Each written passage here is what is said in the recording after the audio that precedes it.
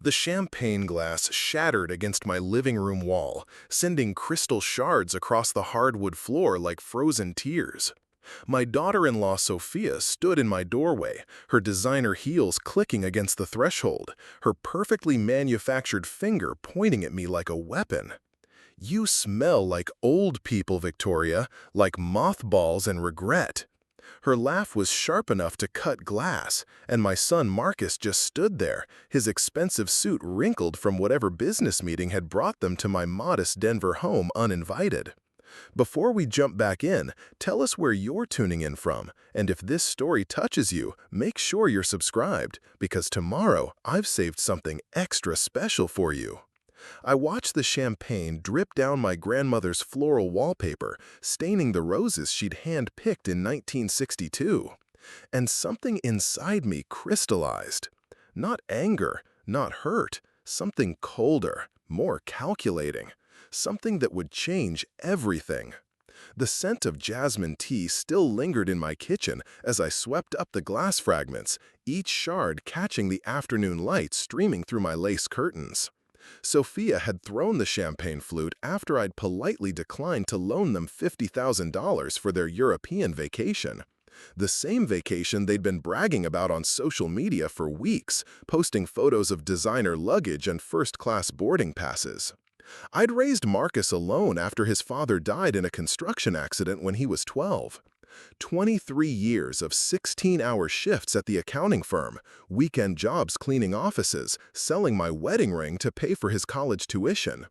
The ring had been my mother's, passed down through 3 generations, but Marcus needed those books, those fees, that chance at a better life than mine. Now he stood in my kitchen, 35 years old and successful, wearing a watch that cost more than my monthly pension. His dark hair was perfectly styled, his jaw clean-shaven, his eyes avoiding mine as Sophia examined her reflection in my chrome refrigerator. She smoothed her blonde hair with one hand while adjusting her pearl necklace with the other. The same necklace I'd seen her post about on Instagram with the caption, "When your husband knows your worth." "Mom, you have to understand," Marcus finally spoke, his voice carrying that patronizing tone I'd grown to despise. "Sophia and I have worked hard for our lifestyle. This trip isn't a vacation, it's an investment in our relationship. We deserve this." I set the dustpan on the counter and turned to face them both. Sophia was now inspecting my spice rack, wrinkling her nose at the small jars of oregano and thyme I'd grown in my backyard garden. Everything about her screamed money, from her silk blouse that probably cost more than my grocery budget to her leather handbag that could have fed a family for a month. "An investment," I repeated, tasting the words. "Like the investment I made in your education, Marcus, or the investment I made when I sold my car to pay for your wedding?" Sophia's head snapped up, her green eyes flashing with irritation. "That's different, Victoria. That was your job as a mother. This is about our future, our happiness. Don't you want us to be happy?" The question hung in the air like smoke from a house fire. Did I want them to be happy? I'd spent decades wanting nothing else. But happiness built on entitlement, on the expectation that others should sacrifice for your comfort, wasn't happiness at all. It was parasitism. "I want you to be self-sufficient," I said quietly. "I want you to understand the value of working for what you have." Sophia's laugh was like breaking bells. "Working? Victoria, we both work. Marcus is a senior partner at the law firm. I'm a successful influencer. We make more in a month than you probably made in a year at that little accounting office." The words hit their mark, and she knew it. I saw the satisfaction in her eyes, the way her lips curved into a smile that never reached her expression. She thought she'd won, thought she'd put me in my place with a single cruel observation. "You're right," I said, and watched confusion flicker across her face. "You do make more money than I ever did." Marcus relaxed, probably thinking I was about to capitulate, to open my checkbook like I had so many times before. He'd learned to read my surrenders, the subtle shift in my shoulders when I decided it wasn't worth the fight. But this time, something was different. This time, I was calculating. Which is why I don't understand why you need money from someone who smells like mothballs and regret, I continued, my voice steady as mountain stone. The silence that followed was deafening. Even the old grandfather clock in the hallway seemed to pause. Sophia's face went through a fascinating transformation, from confusion to realization to something approaching panic. "Mom," Marcus started, but I held up my hand. "I think it's time for you both to leave," I said. "I have some thinking to do." After they'd gone, their angry voices echoing down my street as they argued beside their BMW, I sat in my favorite armchair with a cup of tea and my laptop. The house felt different now, charged with possibility rather than weighted with disappointment. For the first time in years, I had a purpose beyond simply existing, beyond simply providing. I opened my laptop and began to research. Marcus and Sophia lived in the Grandview Apartments, a trendy complex in downtown Denver where young professionals pay premium prices for exposed brick walls and industrial lighting.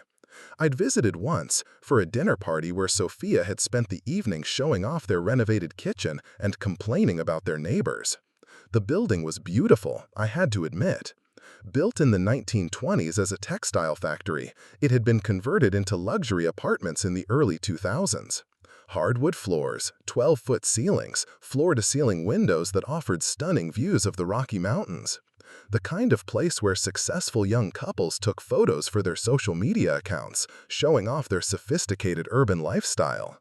I pulled up the property records, a skill I'd learned during my years as a forensic accountant. The Grandview Apartments was owned by Denver Urban Properties, a company that specialized in historic renovations. I dug deeper, following the corporate trail through layers of subsidiaries and holding companies until I found what I was looking for. The building was profitable, but not as profitable as it could be. The current owners were old-school real estate investors, content with steady returns. They were also approaching retirement age, the kind of investors who might be interested in selling to the right buyer at the right price. I closed my laptop and walked to my bedroom, where a small safe sat hidden behind my winter coats. Inside, alongside my important papers and my grandmother's jewelry, was a portfolio statement I hadn't looked at in months. My retirement account, built slowly and carefully over 40 years of steady investing, was worth significantly more than most people realized. While Marcus had been spending his 20s building his career, I'd been quietly building my wealth. Every bonus, every raise, every tax refund had gone into index funds and municipal bonds. I lived modestly not because I had to, but because I wanted to. Because I understood the difference between having money and showing money. I sat on my bed with the portfolio statement in my hands, calculating. The Grandview Apartments would cost most of my retirement savings, but not all of them. And real estate in Denver was appreciating rapidly. It wasn't just revenge I was contemplating. It was sound financial planning. The next morning, I called my financial advisor, a sharp woman named Helen who'd been managing my investments for the past decade. She listened without interruption as I explained what I wanted to do, her silence more encouraging than any enthusiastic response would have been. "It's aggressive," she finally said, "and it's personal. Those are usually two strikes against any investment decision." "But," I prompted, "but the numbers work. The building is undervalued, the location is prime, and Denver's rental market is stronger than ever. If you can handle being a landlord, and if you can separate your emotions from your business decisions, it could be very profitable." I thought of Sophia's laugh, about the champagne glass exploding against my wall, about 30 years of being taken for granted. Preparing and narrating this story took us a lot of time, so if you are enjoying it, subscribe to our channel. It means a lot to us. Now back to the story. I think I can handle it. The acquisition took 3 weeks. Denver Urban Properties was indeed ready to retire, and my all-cash offer was too attractive to refuse. I hired a property management company to handle the day-to-day operations, but I made it clear that I wanted to be involved in all major decisions, especially decisions regarding lease renewals. I spent those 3 weeks learning everything I could about property management law in Colorado. Tenant rights, eviction procedures, lease agreements, rent increases. I studied like I was preparing for the bar exam, because in a way, I was preparing for war. The closing was held at a downtown law office, in a conference room with floor-to-ceiling windows that looked out over the city. As I signed my name to the final documents, I thought about Marcus and Sophia going about their daily lives 3 miles away, completely unaware that their world was about to change. The keys to the Grandview apartments were heavy in my hand as I walked through the building for the first time as its owner. The lobby was elegant but dated, with marble floors and brass fixtures that had seen better days. The elevator was original to the 1920s renovation, all mahogany panels and ornate metalwork that probably cost more to maintain than it was worth. I rode to the 7th floor, to apartment 7C, where my son and daughter-in-law lived their expensive lifestyle. I stood outside their door for a long moment, listening to the sound of Sophia's voice inside, probably recording another one of her influencer videos. She was talking about skincare routines, her voice bright and artificial as she hawked products to her thousands of followers. I didn't knock. Instead, I took the elevator back down to the lobby and introduced myself to the doorman, a middle-aged man named Carlos, who'd been working in the building for 8 years. He was professional but friendly, the kind of employee who remembered residents' names and always had a smile ready. "Miss Chen," he said after I'd explained who I was, "welcome to Grandview. We're excited to work with you." I liked him immediately. There was something genuine about his greeting, something that reminded me of the small-town courtesy I'd grown up with. "Carlos, I'd like to schedule a meeting with all the residents next week.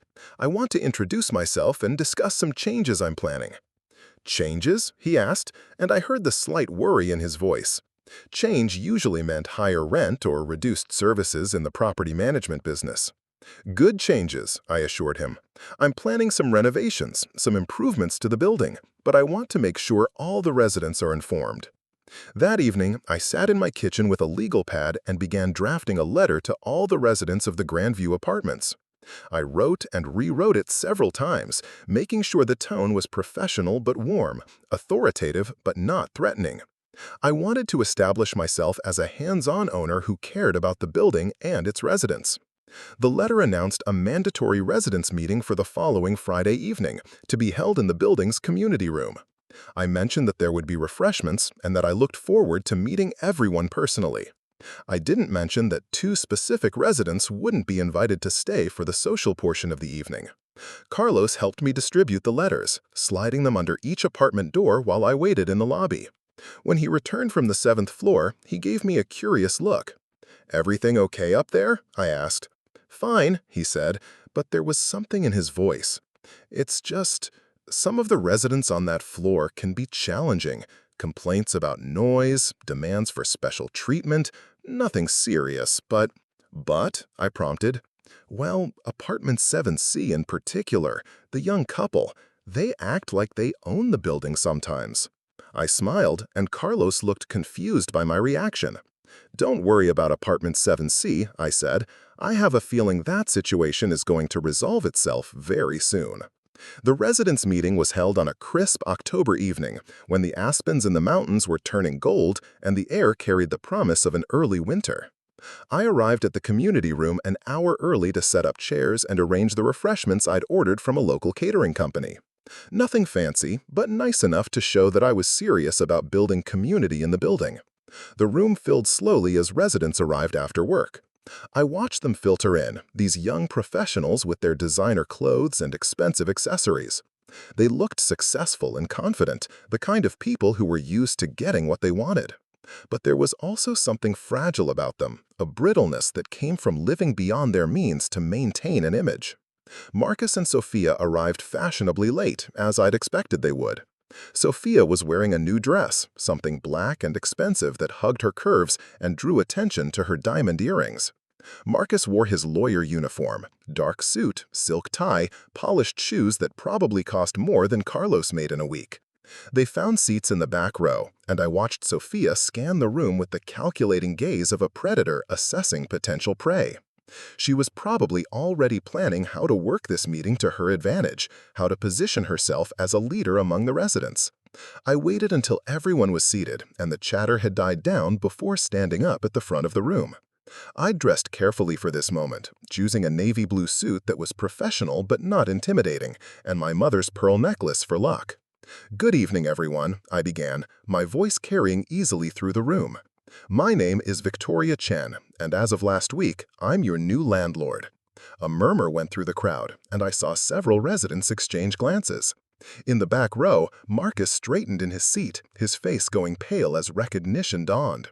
Beside him, Sophia was still smiling, still playing the role of the charming resident, but her eyes had gone sharp and calculating. "I wanted to start by saying how impressed I am with this building and its residents," I continued. "The Grandview Apartments has a wonderful history and a bright future, and I'm committed to maintaining the high standards you've come to expect." This earned me some relaxed smiles and a few nods of approval. Property managers who talked about maintaining standards rather than cutting costs were rare in Denver's competitive rental market. "That said," I continued, "I do plan to make some changes. Starting next month, I'll be implementing a new lease structure with updated terms and conditions.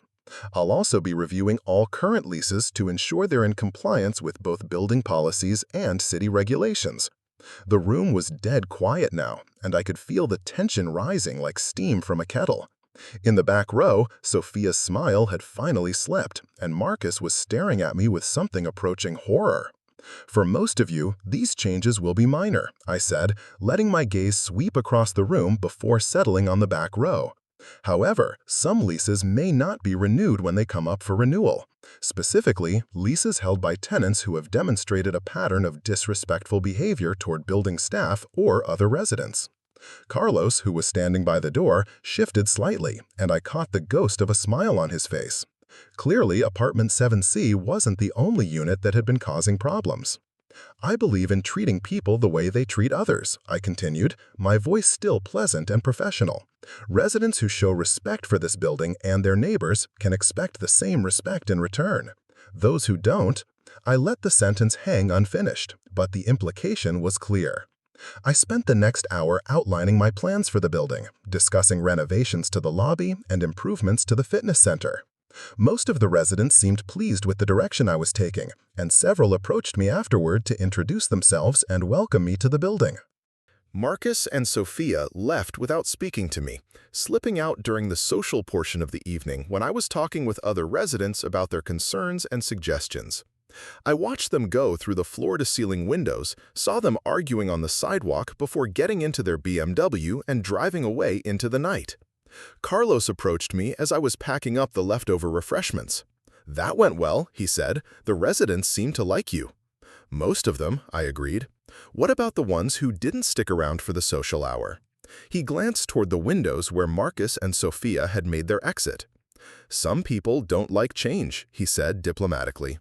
"Some people don't like accountability," I corrected, and he smiled. The next morning, my phone started ringing at 7 a.m.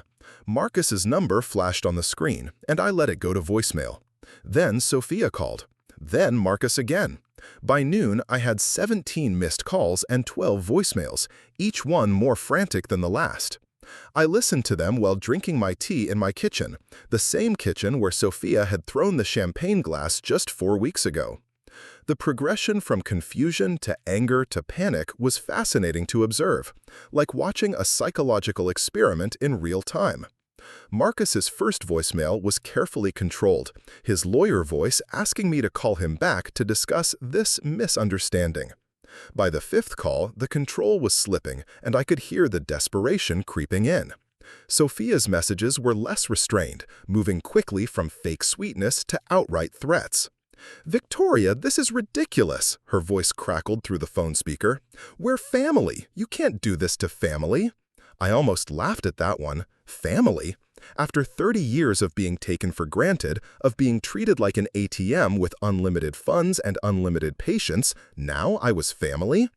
I didn't return any of the calls. Instead, I spent the day with my property management company, reviewing the current leases and discussing the timeline for renewals. Marcus and Sophia's lease was up for renewal in 6 weeks, which meant I had 6 weeks to document any lease violations or building policy infractions. It didn't take long to find them.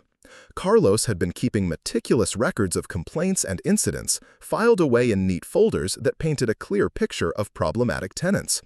Noise complaints from neighbors, disputes over parking spaces, demanding maintenance requests for non-emergency issues, and my personal favorite, a formal complaint about the building's inadequate cleaning staff that included a detailed criticism of Carlos's performance.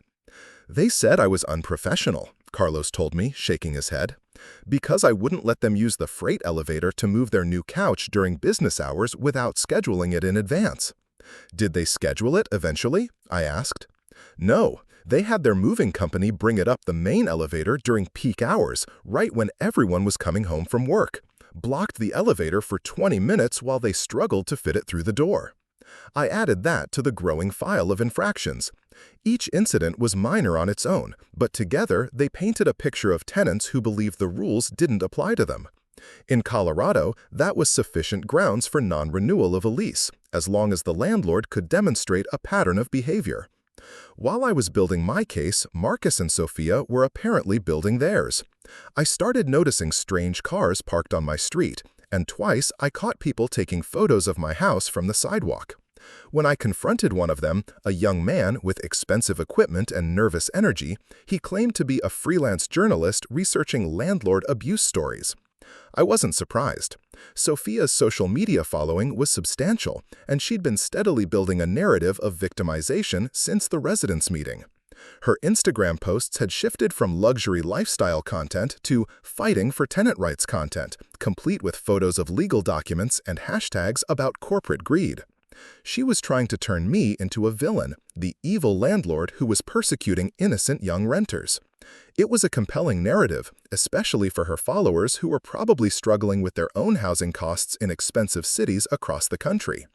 What Sophia didn't realize was that I'd been documenting everything too. Every complaint, every lease violation, every instance of behavior that demonstrated their disregard for the building's community. I had photos of the parking space they'd claimed without permission, recordings of their parties that had gone well past the building's quiet hours, and written statements from neighbors who were tired of dealing with their entitlement. I also had security footage. The Grandview apartments had cameras in all common areas, and I'd spent several evenings reviewing months of footage with the building's security company. The results were illuminating. There was Sophia berating a delivery driver in the lobby because he'd interrupted her Instagram story. There was Marcus arguing with a neighbor over a package that had been delivered to the wrong door. There was Sophia throwing a fit in the elevator because someone had pressed the button for their floor before she could, claiming they'd stolen her floor. The footage painted a picture of two people who believed they were the center of the universe, who treated everyone around them like servants or obstacles to their convenience. It was exactly what I needed to justify my decision not to renew their lease. 3 weeks before their lease was set to expire, I sent them the official non-renewal notice.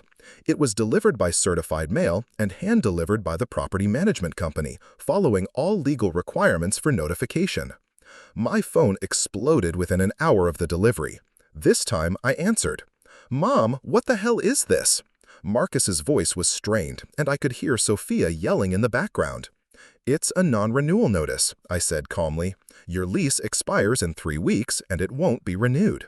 "You can't do this. We have rights." "You absolutely have rights," I agreed. "You have the right to find a new place to live. You have 3 weeks to do so." "This is insane." Sophia's voice came through clearly now, which meant Marcus had put me on speakerphone. "You're doing this because of one stupid comment, because I said you smelled like old people." "No, Sophia," I said, and my voice was steel wrapped in silk. "I'm doing this because you've spent 2 years treating this building and everyone in it like your personal servants. I'm doing this because you filed frivolous complaints, violated noise ordinances, and created a hostile environment for other residents." "That's not true." "I have documentation," I said, "photos, video footage, written statements from neighbors and building staff. Would you like me to share them with your Instagram followers? I'm sure they'd be very interested in seeing the real Sophia behind the carefully curated lifestyle posts." The silence that followed was profound. I'd hit my target, and we all knew it. "We'll fight this," Marcus finally said. "We'll take you to court." "That's your right," I replied, "but I should mention that legal proceedings are public record in Colorado. Court documents can be accessed by anyone, including journalists and social media investigators. Are you sure you want your personal financial information and rental history to become public knowledge?" Another silence. Marcus might be entitled, but he wasn't stupid. He understood what I was really saying. A court battle would expose their financial struggles, their dependence on my support over the years, and their pattern of problematic behavior. It would destroy the image Sophia had spent years building. "We need time," he said finally. "You have 3 weeks," I repeated. The same 3 weeks specified in your lease agreement and required by Colorado law. "I suggest you start looking for a new place to live." I hung up and immediately called Helen, my financial advisor. "How's the building performing?" I asked. "Better than projected," she said, and I could hear the satisfaction in her voice.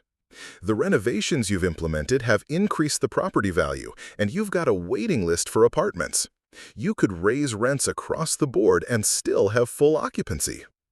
"What about the unit that's coming available?" 7C? "I've already had 3 inquiries from qualified tenants willing to pay 20% above the current rent. Young professionals, excellent credit, references from previous landlords. The kind of tenants who actually improve a building's reputation." I smiled, looking out my kitchen window at the roses I'd planted to replace the ones Sophia had damaged with her champagne glass. They were thriving in the Colorado sun, their petals bright and resilient. "Schedule the showings," I said. "I want new tenants moved in as soon as the apartment is vacant." The next 3 weeks were a masterclass in controlled chaos. Marcus and Sophia launched a desperate campaign to find alternative housing, but their budget was apparently more limited than their lifestyle suggested. The apartments they could afford were significantly smaller and less luxurious than what they'd grown accustomed to, while the apartments they wanted were well beyond their actual means. I knew this because I'd been quietly monitoring their financial situation through my contacts in the legal and real estate communities. It wasn't difficult. Their social media presence and public behavior had made them well known among Denver's young professional community, and not necessarily in a good way. Their income was substantial, but not as substantial as their spending. They were carrying credit card debt, car payments, and various lifestyle expenses that ate up most of their monthly earnings. The cheap rent at the Grandview apartments had been subsidizing their expensive lifestyle, and losing that subsidy was forcing them to confront the reality of their financial situation. I also knew they'd been trying to negotiate with other landlords using their social media presence as leverage, promising promotional posts and positive reviews in exchange for reduced rent or special treatment. Most professional property managers saw right through this tactic and declined their applications. With 1 week left on their lease, they still hadn't found a new place to live. Marcus called me on a Thursday evening, his voice defeated. "Mom, we need help." "What kind of help?" I asked, though I already knew what he was going to ask. "Money, a loan, just enough for a security deposit and first month's rent on a new place. We found somewhere in Capitol Hill, but they want 3 months up front because of our credit situation." Capitol Hill was a trendy neighborhood, but not as trendy as downtown Denver. I'd seen the apartment listings they'd been looking at online. They were nice enough, but definitely a step down from the luxury they'd grown accustomed to. "How much?" I asked. "15,000, he said, and I heard Sophia gasp in the background. He'd probably told her I would never agree to such a large amount. I let the silence stretch for a long moment, long enough for them to hope, long enough for Marcus to think he might have found a way out of the mess he'd created. "No," I said, finally. "Mom, please, we're your family." "Family," I repeated, tasting the word like wine. "Marcus, do you remember when you graduated from college? What does that have to do with anything? Do you remember the speech you gave at the party I threw for you, in the backyard of the house I sold to pay for your wedding?" He was quiet, and I knew he remembered. "You thanked me," I continued. "You said that everything you'd achieved was because of my sacrifices, and that you'd never forget what I'd given up for you. Do you remember that?" "Yes," he whispered. "What happened to that man, Marcus? What happened to the son who understood the value of sacrifice?" I grew up, he said, and there was an edge to his voice now.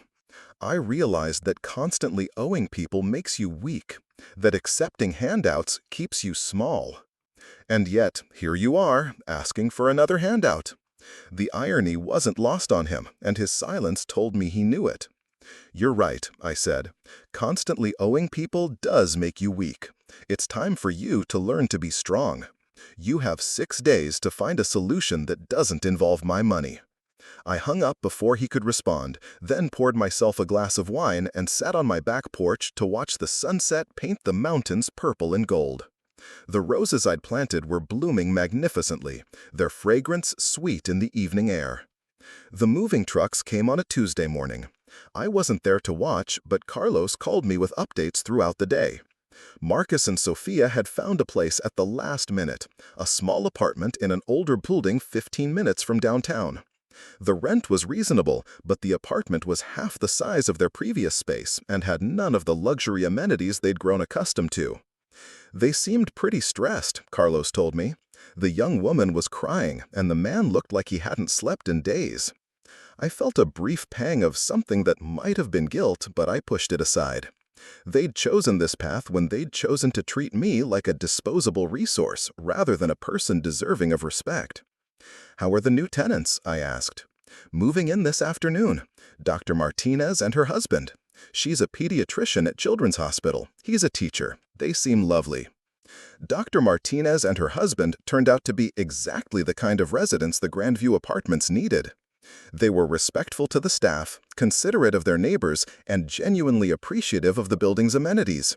Within a week, other residents were commenting on how much more peaceful the 7th floor had become. I visited the building regularly now, not as an absentee landlord, but as someone genuinely invested in creating a positive community. I instituted monthly resident meetings, upgraded the fitness center, and added a rooftop garden where residents could grow vegetables and herbs. The building's reputation improved, and the waiting list for apartments grew longer. My investment was paying off financially, but more importantly, it was paying off personally.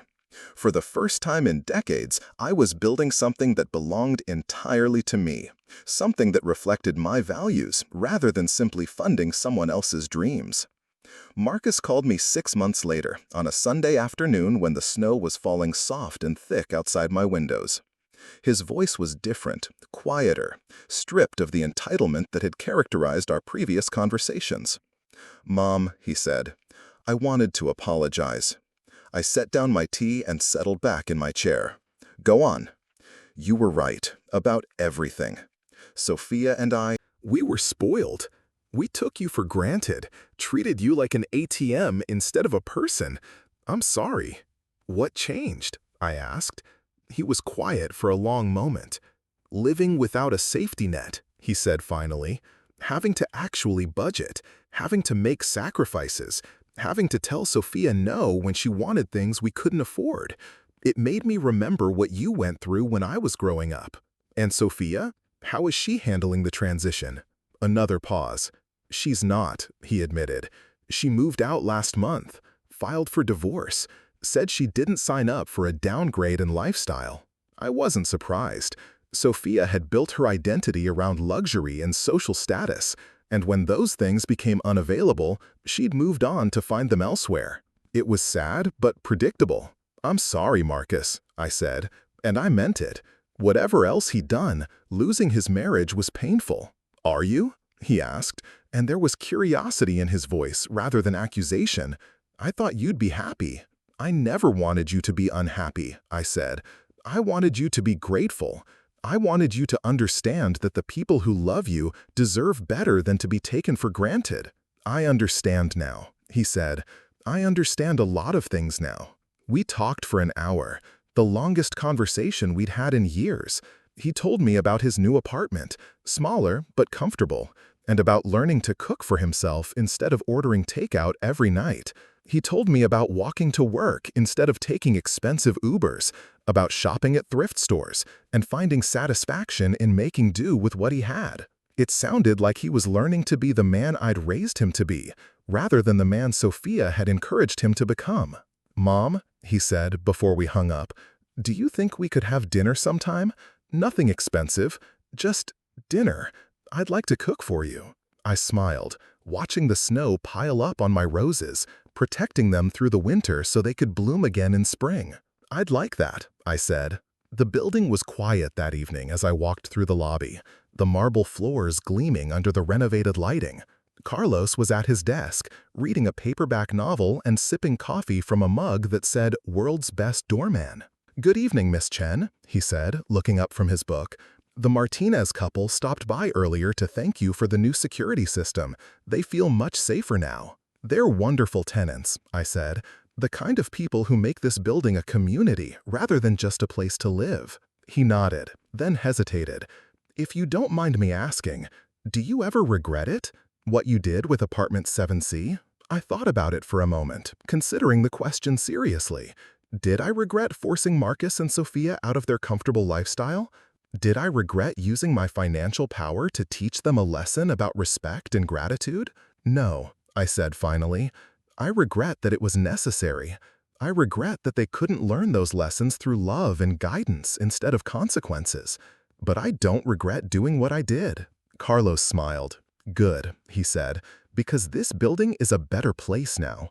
Everyone can feel it." I took the elevator to the 7th floor and stood outside apartment 7C, where warm lights spilled under the door, and I could hear the sound of classical music playing softly inside. Dr. Martinez was probably reading medical journals while her husband graded papers at the kitchen table. They'd invited me for tea once, showing off the small herb garden they'd started on their balcony, and sharing stories about their work, helping children and educating the next generation. They were building something meaningful with their lives, contributing to their community rather than simply consuming from it. They were the kind of people who deserved nice things, not because they demanded them, but because they gave back to the world around them. I smiled and pressed the elevator button to return to the lobby. Tomorrow, I had a meeting with the architect about converting the building's unused basement space into a community center where residents could host events and children could play safely. It was an investment that would never pay for itself financially, but it would pay dividends in ways that couldn't be measured on a balance sheet. As I walked through the lobby toward the exit, I caught my reflection in the polished brass of the elevator doors. I looked different than I had a year ago, stronger somehow, more purposeful. I'd spent so many years defining myself through what I could provide for others that I'd forgotten what it felt like to build something for myself. The evening air was crisp as I stepped onto the sidewalk, carrying the scent of snow and possibility. My car keys felt substantial in my hand, a reminder of the choices I'd made and the life I was building on my own terms. The drive home through Denver's quiet streets gave me time to think about the conversation with Marcus, about forgiveness and consequences, about the delicate balance between love and accountability. 6 months after Marcus had called to apologize, I was reviewing quarterly reports in my home office when Helen knocked on my door. She'd started visiting monthly to discuss the building's performance, but this visit felt different. Her usual professional demeanor was softened by something that looked almost like excitement. "Victoria," she said, settling into the chair across from my desk, "I have news that's going to change everything." I set down my reading glasses and gave her my full attention. Helen wasn't prone to exaggeration, so when she said something would change everything, I listened. "The city council approved the downtown redevelopment project," she continued, pulling out a thick folder of documents. "The new light rail line, the mixed-use development complex, the green space initiative, all of it. Construction starts next year." I felt my pulse quicken. The redevelopment project had been under discussion for 3 years, an ambitious plan to transform downtown Denver into a model for sustainable urban living. The Grandview apartments sat directly in the zone that would benefit most from the improvements. "Property values?" I asked. "Conservative estimate? Your building will be worth triple what you paid for it within 5 years. Aggressive estimate? We're looking at a 400% increase." I leaned back in my chair, processing the magnitude of what she was telling me. The building that I'd purchased as an act of personal justice was about to become one of the most valuable properties in Denver. "There's more," Helen said, and her smile was barely contained now. "I've been contacted by 3 different development companies. They want to buy the building outright, convert it to luxury condos, and sell individual units. The offers are serious, Victoria, life-changing serious." She slid a sheet of paper across my desk, and I stared at the numbers written there. The lowest offer was more money than I'd ever imagined possessing. The highest offer was enough to buy a small town. "What would you recommend?" I asked. Helen was quiet for a long moment, studying my face. "Financially? Take the money and run. You'd never have to worry about anything again. You could travel the world, buy a mansion, live like royalty for the rest of your life." "But?" I prompted, hearing the hesitation in her voice. "But I've watched you with this building, Victoria. You didn't buy it just for revenge. You bought it because you wanted to create something meaningful. The community you've built there, the improvements you've made, the way you've changed that place from a collection of rental units into an actual home for people. That's not something you can put a price on." I stood and walked to my window, looking out at the small garden I'd cultivated in my backyard. The roses were dormant now, waiting for spring, but I could already see the buds forming on their branches. They'd bloom again, more beautiful for having weathered the winter. "The residents," I said, "what happens to them if I sell?" Honestly, they'd probably be displaced. The new owners would want to renovate immediately, convert to condos, price out anyone who couldn't afford to buy. Dr. Martinez, Carlos, all the people who make that building special, they'd have to find somewhere else to live. The thought of Carlos losing his job, of Dr. Martinez having to uproot her life, of the community we'd built being scattered to make room for luxury condos made my stomach turn. These people had trusted me, had invested in the vision I'd created for the building. "I need time to think," I said. That evening, I walked through the Grandview apartments like I was seeing it for the first time. The lobby that I'd renovated with warm lighting and comfortable seating areas where residents actually gathered to talk. The community room where we held monthly meetings and potluck dinners. The rooftop garden where children played while their parents tended vegetables and herbs. Carlos was training a new security guard, a young woman named Maria, who spoke fluent Spanish and English and had a warm smile that reminded me of my grandmother. She was studying criminal justice at the community college and working nights to pay for her education. "Miss Chen," Carlos called when he saw me. Perfect timing. Maria was just telling me about her idea for a neighborhood watch program, something to connect our building with the other residential properties on the block. Maria stepped forward, her enthusiasm evident despite her nervousness at addressing the building owner. "I've been researching community policing models," she said. "There are ways to improve security and build relationships at the same time. Make the whole neighborhood safer, not just our building." I listened as she outlined her ideas, impressed by the thought and research she'd put into the proposal. This wasn't just about security. It was about creating connections, building trust, making the area a place where people looked out for each other. "I love it," I said, and watched her face light up. "Put together a formal proposal, and we'll implement it." After Maria went back to her desk, Carlos walked with me toward the elevator. "She's special," he said. "Reminds me of my daughter at that age, full of ideas about how to make the world better." "Where's your daughter now?" I asked. His smile was proud and sad at the same time. "Medical school. She's going to be a doctor, help people like Dr. Martinez does. I'm working extra hours to help with her tuition." In the elevator, I thought about Carlos working double shifts to support his daughter's dreams, just like I'd once worked multiple jobs to support Marcus's education. The difference was that Carlos's daughter called him every week to thank him, sent him photos of her textbooks and study groups, included him in her journey rather than shutting him out. I got off at the 7th floor and knocked on apartment 7C. Dr. Martinez answered the door, in scrubs, her hair pulled back from a long day at the hospital. "Victoria," she said, her face brightening, "perfect timing. Miguel just made coffee, and I was about to tell him about the most amazing case I had today."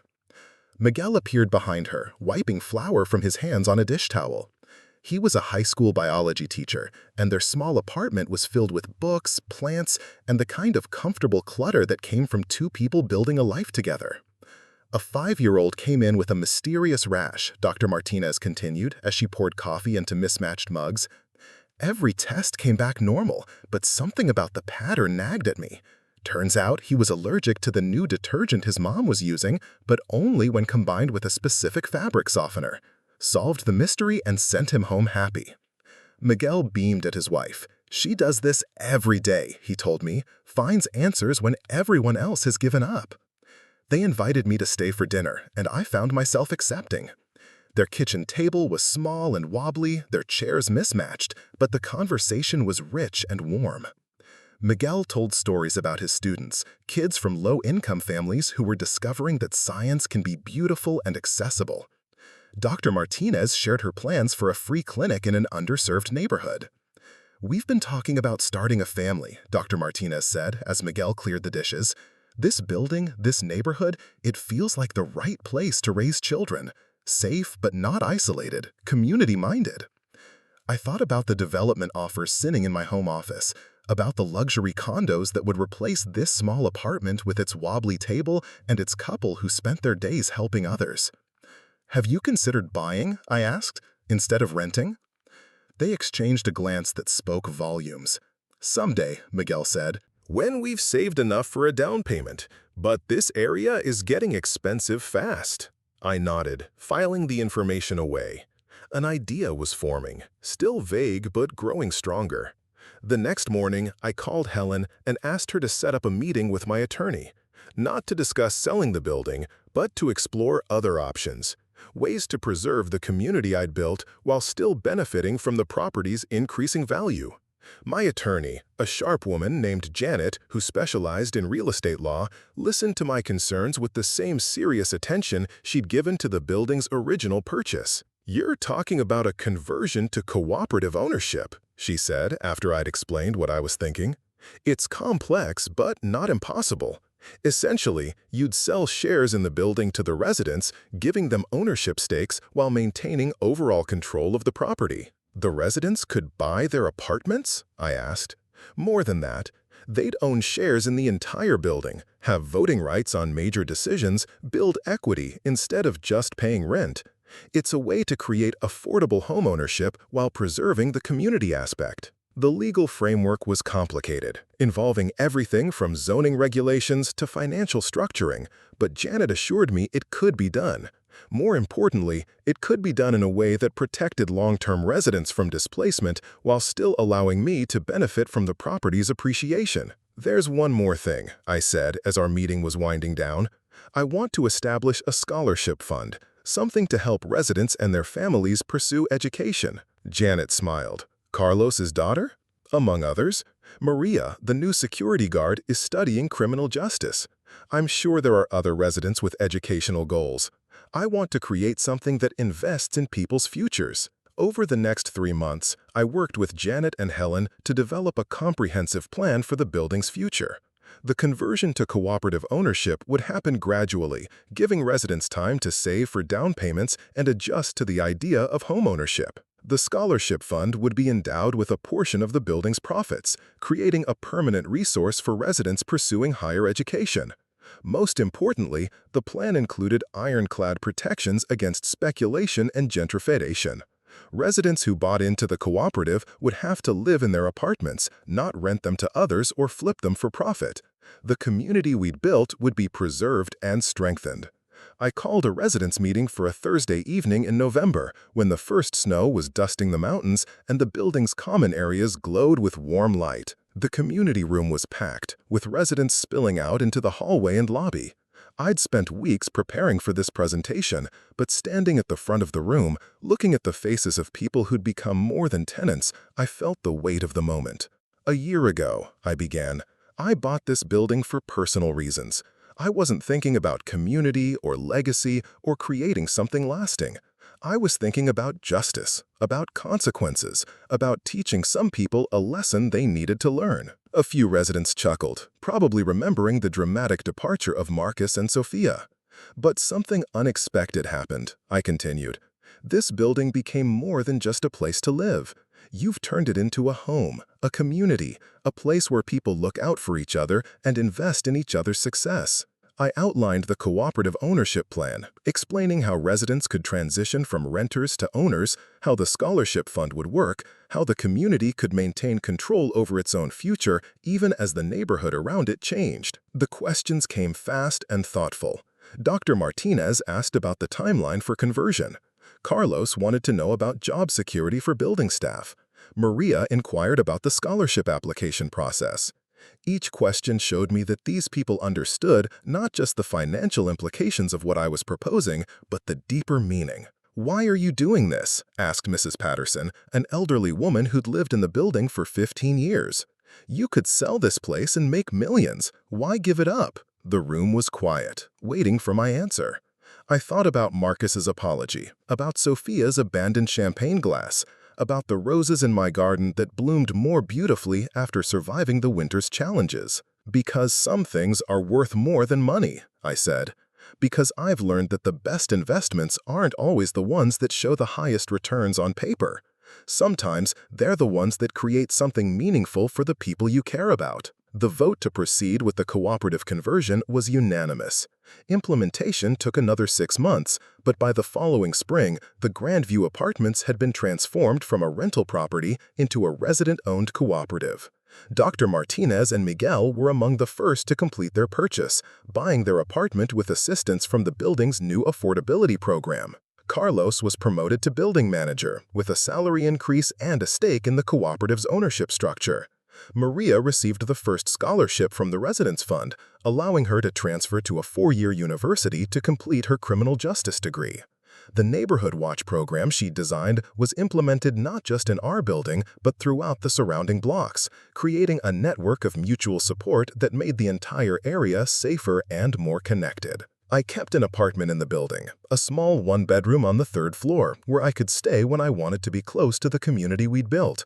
But I also bought a small house in the mountains, a place where I could write and garden and think about the future. The financial returns from the building were substantial, but not astronomical. I'd chosen community over maximum profit, stability over speculation. Helen had been right. Some investments couldn't be measured on a balance sheet. Marcus called me on the anniversary of Sophia's divorce. His voice different again, stronger, more centered. "Mom," he said, "I wanted to thank you." "For what?" I asked, though I suspected I knew. "For not giving me that $15,000. For making me figure things out on my own. For teaching me that respect isn't optional." He'd been promoted to senior partner at his law firm, but more importantly, he'd started volunteering at a legal aid clinic, helping low-income families with housing disputes and tenant rights issues. The irony wasn't lost on either of us. "I've been dating someone," he said. "Sarah. She's a social worker. We met at the legal aid clinic. Tell me about her," I said. "She's nothing like Sophia. She drives a 10-year-old Honda and shops at thrift stores and thinks expensive restaurants are a waste of money. She's also the kindest person I've ever met. She sees the good in everyone, even people who probably don't deserve it." "Like you?" I teased. He laughed. "Especially like me. Mom, I want you to meet her. Would you have dinner with us? Sarah's cooking." The dinner was held in Marcus's small apartment, the same one he'd moved to after leaving the Grandview Apartments. It was tidy but modest, furnished with a mix of thrift store finds and pieces I recognized from his childhood bedroom. Sarah was exactly as Marcus had described her. Kind, genuine, completely without pretense. She wore jeans and a sweater that had seen better days, and when she smiled, her whole face lit up with warmth. "Marcus has told me so much about you," she said, hugging me like we were old friends. "About how you supported him through school, how you taught him about work and sacrifice. He's so proud of the community you've built at the Grandview." Over dinner, Sarah told me about her work with homeless families, helping them navigate the systems and bureaucracies that stood between them and stable housing. Marcus had been volunteering with her organization, using his legal skills to help families fight wrongful evictions and discriminatory rental practices. "He's different from most lawyers," Sarah said, squeezing Marcus's hand. "He actually cares about the people he's helping, not just the billable hours." I watched my son with this woman who clearly adored him for who he was becoming rather than what he could provide, and I felt a peace I hadn't experienced in years. The lessons I'd tried to teach him through consequences had finally taken root. After dinner, Marcus walked me to my car. "Mom," he said, "I know I put you through hell for a lot of years. I know I took you for granted and treated you like a bank instead of a person. I'm sorry for all of that." "You were young," I said. Young people make mistakes. That's generous, but it's not really an excuse. Sophia and we got caught up in appearances and trying to look successful instead of actually building something meaningful. It took losing everything to realize what really mattered. I hugged him, and for the first time in years, it felt like hugging the son I'd raised rather than the stranger he'd become during his marriage. "I'm proud of you," I said, "not because of your job or your income or any of that. I'm proud because you've learned to treat people with kindness and respect. That's worth more than any amount of money." 6 months later, Marcus and Sarah were engaged. They asked me to help plan the wedding, and I found myself working with Sarah to create an event that reflected their values rather than their budget. We held the ceremony in the Grandview Apartments' rooftop garden, surrounded by the vegetables and flowers that residents had planted and tended together. Dr. Martinez and Miguel provided flowers from their balcony garden. Carlos handled security with quiet efficiency, making sure everything ran smoothly without calling attention to himself. Maria, now in her junior year of college, photographed the ceremony as a gift to the couple. The reception was held in the community room, with food prepared by residents who'd volunteered their time and talents. It was simple, elegant, and filled with genuine warmth, the kind of celebration that created memories rather than debt. Sarah's family, initially concerned about the modest venue, were charmed by the building's community atmosphere. Her parents spent the evening talking with Dr. Martinez about her work at the Children's Hospital and with Carlos about his daughter's progress in medical school. "This is beautiful," Sarah's mother told me as we watched Marcus and Sarah dance to music provided by a resident who played piano. "It feels like family." "It is family," I said. "Sometimes the best families are the ones we choose." As the evening wound down and residents drifted back to their apartments, I found myself standing in the empty community room with Marcus and Sarah. The space was filled with the detritus of celebration: empty wine glasses, scattered flower petals, chairs pushed back from tables where people had lingered over conversation. "Thank you," Sarah said, hugging me, "for this, for accepting me, for raising a son who turned out to be worth the wait." Marcus was quiet, but he squeezed my hand as we turned off the lights and locked up the community room. "Mom," he said as we waited for the elevator, "I have something to tell you. Sarah and I have been talking about kids, about what kind of parents we want to be." "And?" I prompted. "We want to do it differently than I grew up. Not that you did anything wrong," he added quickly, "but we want to make sure our children understand gratitude from the beginning. We want them to contribute to the family, to understand that love comes with responsibility." Sarah nodded. "Marcus told me about how he took you for granted, how he didn't appreciate your sacrifices until he had to make his own. We don't want to make that mistake." I smiled, thinking about hypothetical grandchildren who might grow up in this building, playing in the rooftop garden and learning from residents like Dr. Martinez and Carlos about service and community. "Children learn more from what they see than what they're told," I said. "If you want them to understand gratitude, show them gratitude. If you want them to value hard work, let them see you working hard for things that matter." The elevator arrived, and as the doors closed on the community room where my son had just married a woman who loved him for his character rather than his bank account, I felt the satisfaction of a job well done. Not just the building, though that had exceeded every expectation I'd had. Not just the financial returns, though those had been substantial. The real success was standing next to me, holding hands with a woman who made him want to be a better person. I thought about Sophia, wherever she was now, probably posting carefully curated photos of her new life on social media. I wondered if she ever thought about the champagne glass she'd thrown in my kitchen, about the moment when her mask had slipped and shown me exactly who she was. I didn't hate her anymore. I didn't even really think about her anymore, except in moments like this when I was reminded of how much had changed. She'd been a catalyst, nothing more. The real transformation had come from the choices Marcus and I had made afterward. The elevator reached the ground floor, and we stepped into the lobby where Carlos was finishing his evening rounds. The space glowed with warm light, and through the floor-to-ceiling windows, I could see the city sparkling beyond. "Beautiful wedding," Carlos said, smiling at Marcus and Sarah. "The building has never looked happier." It felt right, Sarah said, like we were celebrating with family. After Marcus and Sarah left for their honeymoon, a modest trip to a cabin in the mountains where they planned to hike and read and plan their future, I walked through the building one more time. The rooftop garden was peaceful in the moonlight, with city lights twinkling beyond the plants that residents had nurtured together. I thought about the journey that had brought me here, from the moment Sophia's champagne glass had shattered against my wall to this evening when my son had married a woman who truly loved him. The path hadn't been straight or simple, but it had led to something I never could have imagined when I first decided to buy the building. My phone buzzed with a text message from Helen. Quarterly reports show building value up another 12%. You could still sell and retire to a beach somewhere. I smiled and typed back, already living my dream life.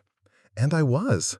Not because I was wealthy, though the building had made me financially secure in ways I'd never expected. Not because I'd gotten revenge on people who'd wronged me, though that had been satisfying in its own way. I was living my dream life because I'd learned the difference between having enough and having everything.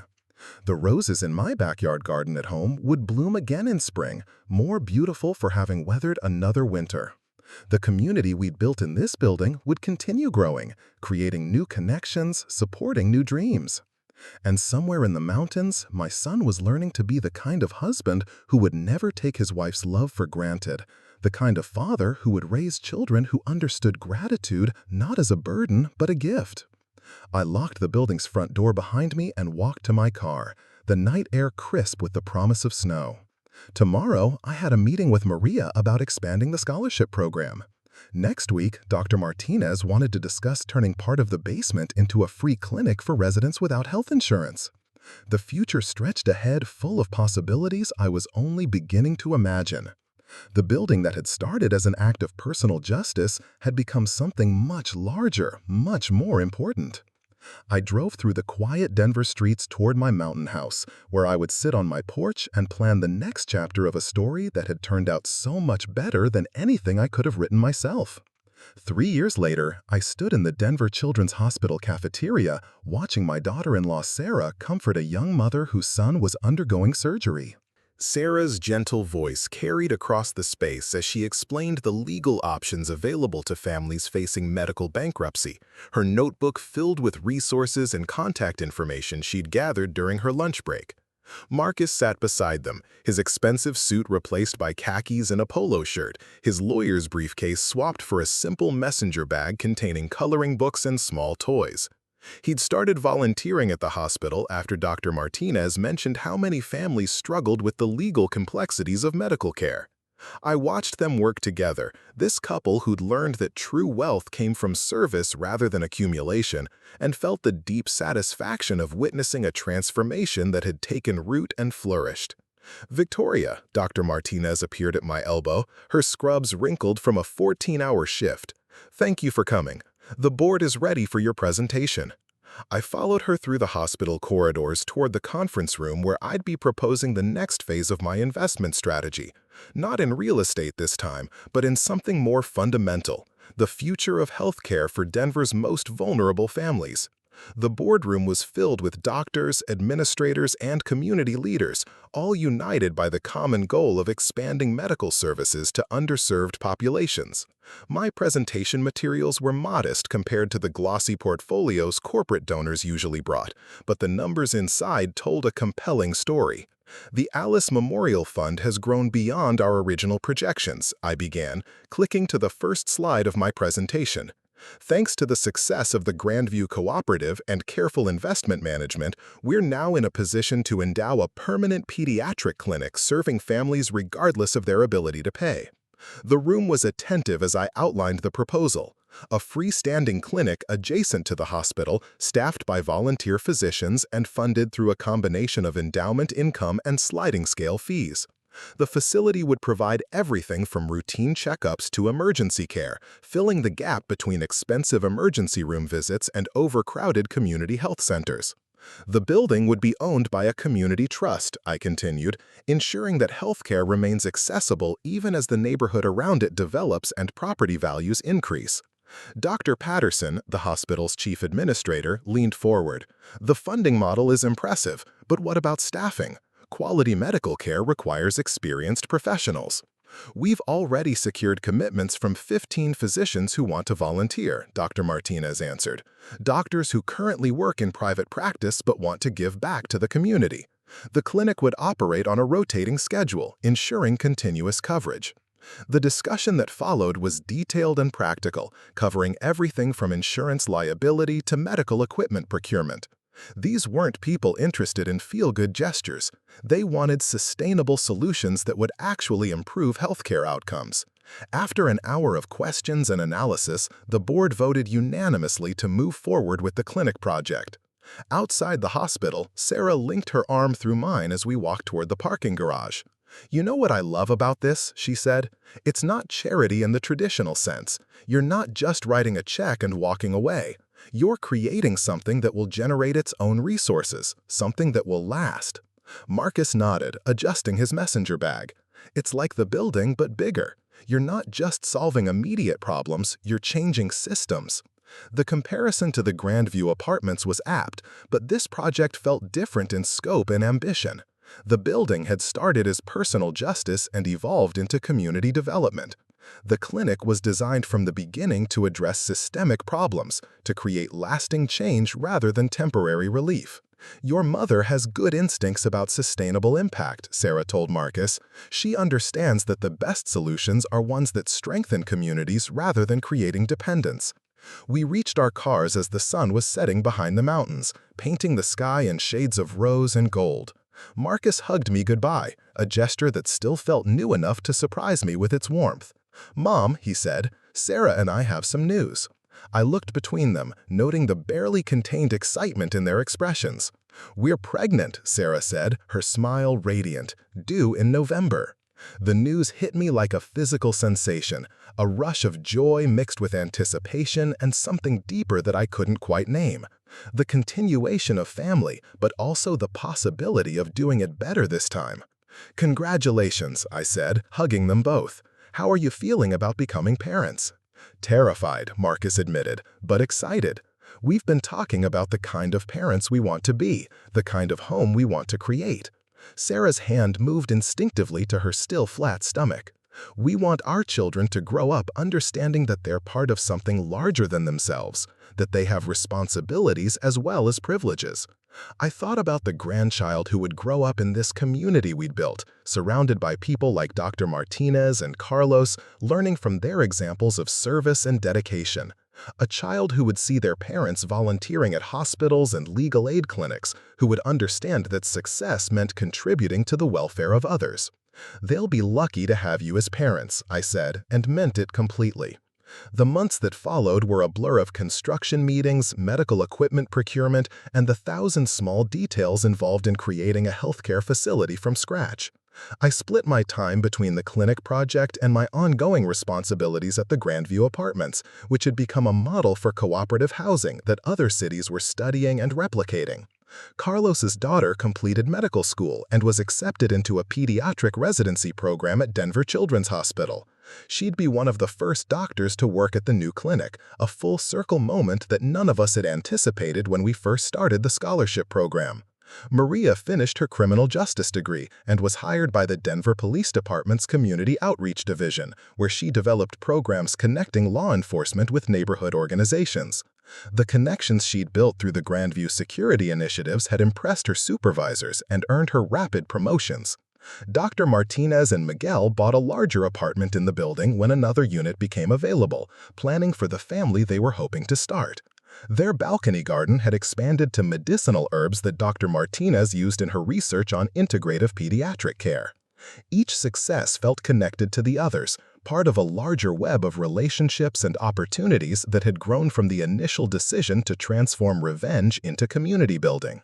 Sarah's pregnancy progressed smoothly, and I found myself more involved in their preparations than I'd expected. Not as an interfering mother-in-law, but as a genuine participant in their excitement and planning. "We've been thinking about names," Sarah told me during one of our monthly dinners. "For a girl, we like Elena, after my grandmother. For a boy, we were hoping you'd let us name him after your father," Marcus said. "James was a good man, from everything you've told us. We'd be honored to carry on his name."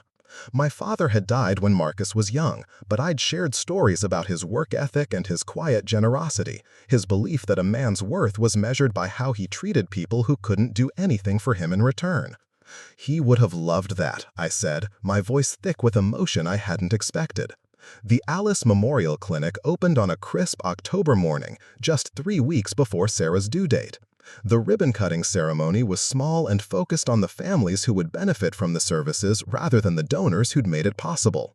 Mrs. Rodriguez, a young mother who'd been among the first to apply for care, brought her 2-year-old son for the ceremonial first appointment. Dr. Martinez conducted the examination, while a dozen community leaders watched.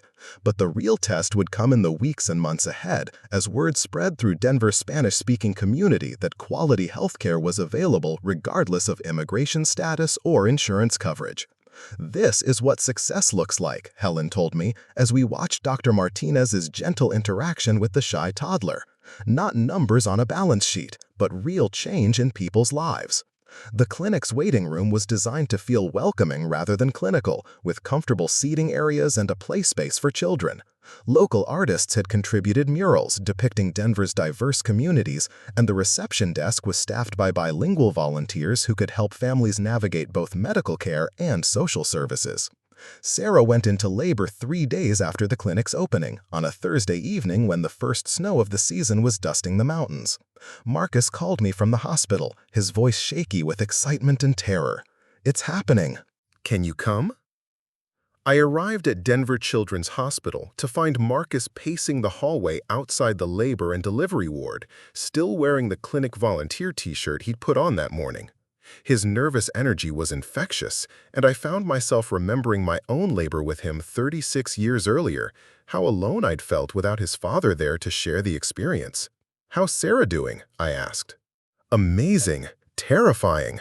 I don't know how women do this," he said, running his hands through his hair. "The doctor says everything's progressing normally, but it seems like it's taking forever." Dr. Martinez appeared in the hallway, still in her scrubs from her shift at the clinic. "I heard Sarah was in labor," she said. "I wanted to check if you needed anything." The gesture was typical of the community we'd built, the way people looked out for each other during important moments. Dr. Martinez wasn't Sarah's obstetrician, but she'd become a friend, and friends showed up when it mattered. James Alexander Chen was born at 3:47 a.m. on November 15th, weighing 7 pounds and 2 ounces. When Marcus placed him in my arms for the first time, his tiny fingers wrapped around mine with surprising strength, and I felt the weight of generations settling on my shoulders. "He's perfect," I whispered, studying his wrinkled face and dark hair. "Absolutely perfect."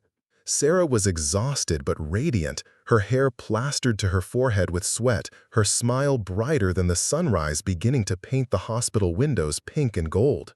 "Thank you," she said, and I realized she was talking to me. "For everything, for raising Marcus to be the kind of man who could become a good father, for showing us what it means to build something lasting." I thought about the journey that had brought us to this moment, from Sophia's champagne glass shattering against my wall to this tiny person who would grow up in a world shaped by the choices we'd all made afterward. "Thank you for giving him a chance to become that person," I replied. "Some people never get the opportunity to learn from their mistakes." The next few months passed in the haze of new parenthood, with Marcus and Sarah adjusting to the rhythms of feeding and sleeping and the thousand small miracles of watching a baby discover the world. I visited regularly, but tried not to interfere, remembering how overwhelming it had been to raise Marcus alone and wanting to support them without taking over. James was an easy baby, content to sleep in his carrier while his parents volunteered at the clinic or attended community meetings at the Grandview Apartments. He seemed to absorb the energy of the people around him, smiling at Dr. Martinez during his checkups and sleeping peacefully through the sound of Carlos's voice echoing in the lobby.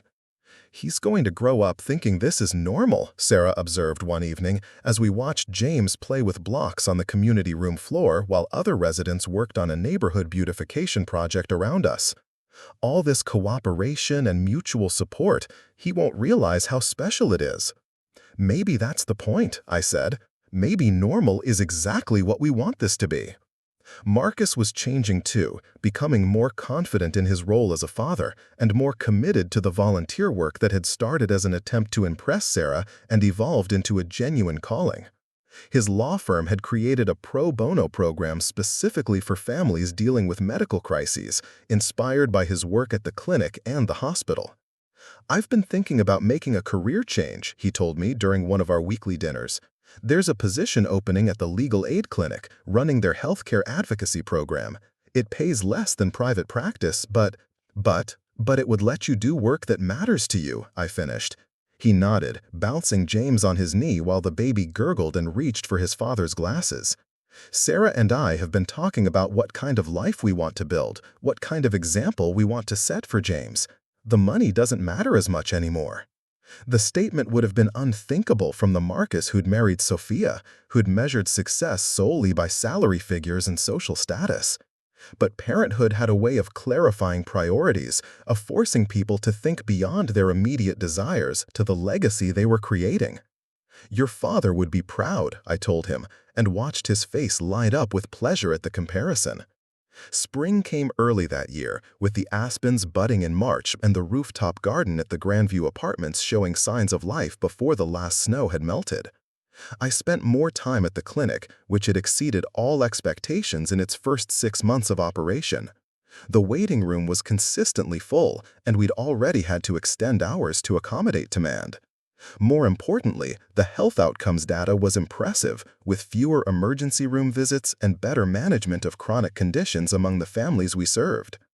Dr. Martinez had been promoted to medical director, overseeing a staff of 20 volunteer physicians and a growing number of medical residents who rotated through the clinic as part of their community health training.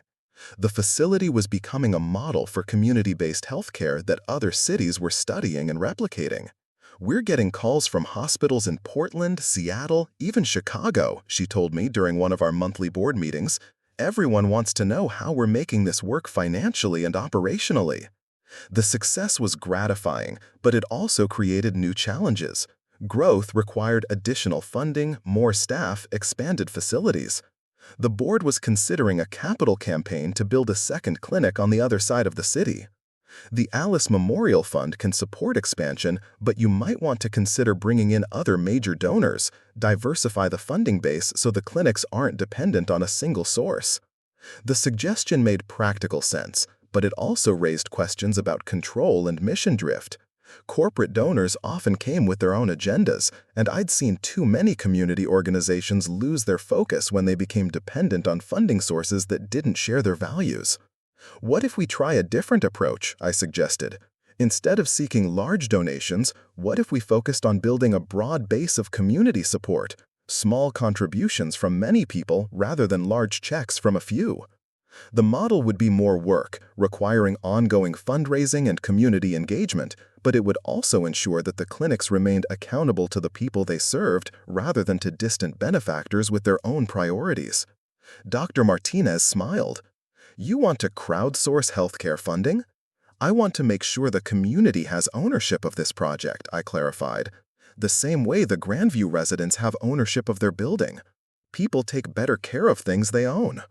The board agreed to pilot the community funding model for the second clinic, launching a grassroots campaign that engaged everyone from individual families to local businesses to faith communities. The goal wasn't just to raise money, but to build a network of supporters who understood and shared the clinic's mission. Sarah threw herself into the campaign with the enthusiasm she'd once directed toward her social work cases. She organized house parties where neighbors could learn about the clinic's impact and make small donations, created partnerships with local businesses that wanted to support community health, and developed a social media strategy that focused on patient stories rather than abstract appeals. "It's working," she reported after 6 months of intensive organizing. "We're not just raising money, we're raising awareness. People who've never thought about healthcare access are starting to understand how it affects their whole community." Marcus contributed his legal expertise, helping establish the governance structure for the second clinic and ensuring that community input would be built into its operations from the beginning.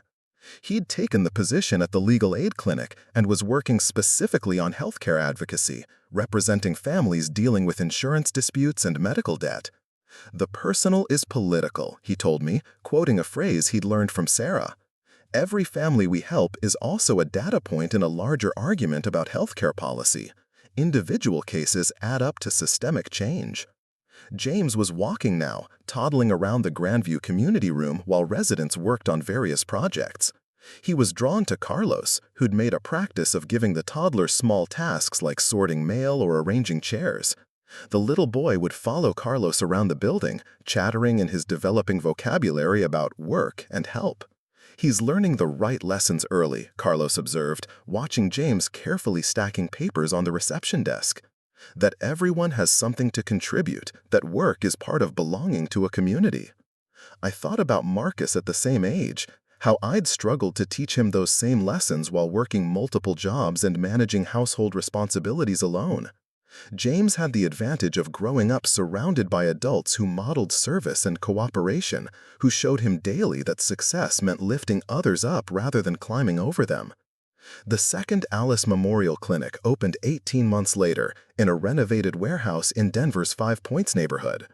The space was larger than the first clinic, with room for dental services, mental health counseling, and community education programs.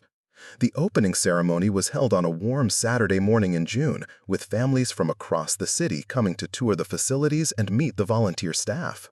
James, now 2.5, helped cut the ribbon alongside Dr. Martinez and several young patients from the original clinic. "This represents more than healthcare," Mayor Davidson said during the dedication speech. "This represents what communities can achieve when they work together toward common goals." The Alice Memorial Clinics are a model for citizen-led solutions to public challenges. The political recognition was gratifying, but the real measure of success was the steady stream of families seeking care, the reduced emergency room visits in the surrounding neighborhoods, and the growing network of community partnerships that supported both clinics. Sarah was pregnant again, due in December with the daughter they planned to name Elena.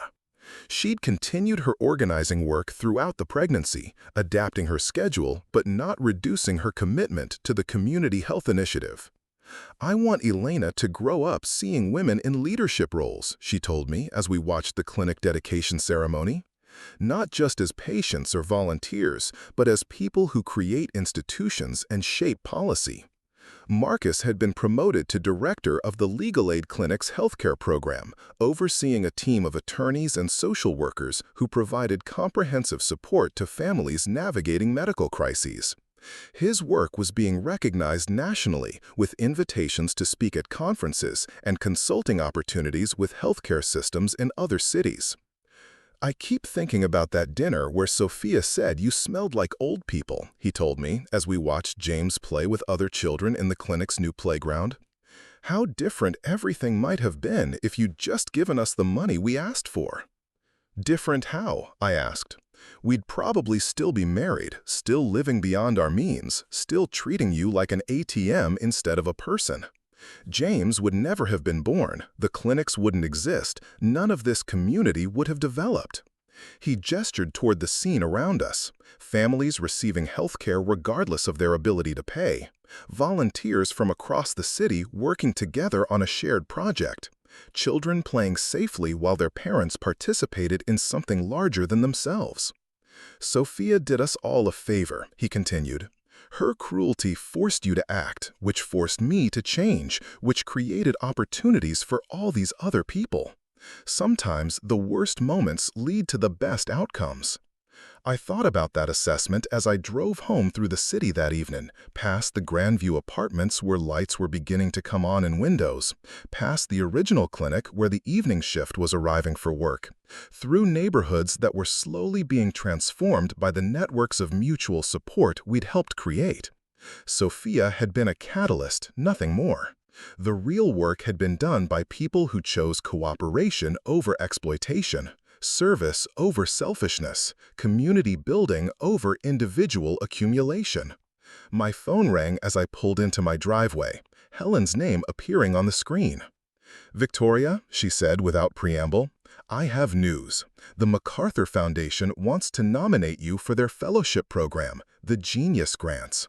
They're interested in your community development model. The MacArthur Fellowship was prestigious recognition for innovative work, accompanied by a substantial financial award and national attention. It was the kind of honor that could provide resources for expanding the clinic network and influence policy discussions about community-based healthcare. What would that involve? I asked. Media interviews, speaking engagements, probably a book deal. You'd become the face of community-led healthcare reform. It's a huge opportunity to scale up everything you've built here. I sat in my car in the gathering dusk, thinking about the implications. National recognition would bring resources and opportunities, but it would also change the nature of the work. Instead of focusing on Denver's communities, I'd be traveling to conferences and consulting with organizations in other cities. Can I think about it? I asked. Of course, but don't think too long. Opportunities like this don't come around often. That night, I walked through my garden in the moonlight, among the roses that had survived multiple Colorado winters and the vegetables I'd planted for the growing season. The work here felt unfinished, still evolving, still requiring hands-on attention. The Grandview Apartments was stable and successful, but it needed ongoing management to maintain its cooperative structure. The clinics were thriving, but they required constant fundraising and community engagement to remain financially viable. James and Elena would need grandparents who were present and involved, not traveling constantly for speaking engagements. I called Helen the next morning with my decision. I'm honored by the nomination, I told her, but I'm not ready to become a national figure. The work here isn't finished, and I don't want to abandon it for the sake of recognition. Helen was quiet for a moment. You're sure? This could open doors you never imagined. I'm building the life I want, I said, right here with these people on these projects. That's success enough for me. A year later, I stood in the same Denver Children's Hospital cafeteria where I'd first presented the clinic proposal, this time holding Elena while Sarah recovered from delivery. The baby girl was smaller than James had been, with Sarah's delicate features and Marcus's dark hair. She's going to be a force of nature, Sarah predicted, watching Elena's alert eyes track the movement around the cafeteria. I can already tell she's taking everything in, planning her next move. Marcus was different as a father the second time around, more confident and relaxed, more present in the moment rather than anxious about the future. He'd learned to trust his instincts and to find joy in the small rituals of parenthood. I want to show her the clinic tomorrow, he said, start her civic education early. The Alice Memorial Clinics were serving over 5,000 families annually, with a third location in development and inquiries from other cities about replicating the model. Dr. Martinez had been recruited by the state health department to advise on community health policy, and several medical schools were sending students to complete rotations at the clinics. Carlos had been promoted to regional manager for the housing cooperative network that had grown out of the Grandview model. 8 buildings across Denver had converted to resident ownership, creating affordable housing stability for over 300 families. Maria had completed her master's degree in public administration and was working for the mayor's office on community safety initiatives, developing programs that connected law enforcement with neighborhood organizations and social services. The web of relationships and opportunities kept expanding, creating new possibilities for people who might never have met without the connections fostered by the cooperative and the clinics. It's like compound interest, Helen observed during our quarterly review meeting. The returns on your initial investment keep generating new returns, creating value that goes far beyond what you originally put in. But the real returns couldn't be measured in financial terms. They were visible in James's confident interaction with adults who treated him as a valued member of the community, in Elena's entrance into a world where cooperation and service were modeled daily, in Marcus's transformation from entitled consumer to engaged citizen. They were measurable in the health outcomes of families who had access to quality medical care, in the housing stability of residents who owned shares in their buildings, in the professional development of young people who'd received scholarship support. Most importantly, they were sustainable. The institutions we'd built were owned and operated by the people who used them, ensuring that they would continue to serve community needs regardless of changes in external funding or political priorities. "What's next?" Sarah asked me during one of our family dinners, Elena sleeping peacefully in her carrier while James built elaborate structures with his blocks. I looked around the table at the family we'd become, not just through blood, but through shared values and mutual commitment. The question of what came next felt less important than the satisfaction of what we'd already achieved. "More of the same," I said. "Deeper roots, stronger connections, better ways of taking care of each other." It wasn't a dramatic answer, but it was an honest one. The work of community building was incremental and ongoing, requiring sustained attention rather than grand gestures. Outside the window, snow was beginning to fall on the city that had become home in ways I'd never imagined when I first decided to buy an apartment building as an act of revenge. The flakes drifted past the streetlights like possibilities, each one unique but part of a larger pattern that would transform the landscape by morning. Up next, you've got 2 more standout stories right on your screen. If this one hit the mark, you won't want to pass these up. Just click and check them out.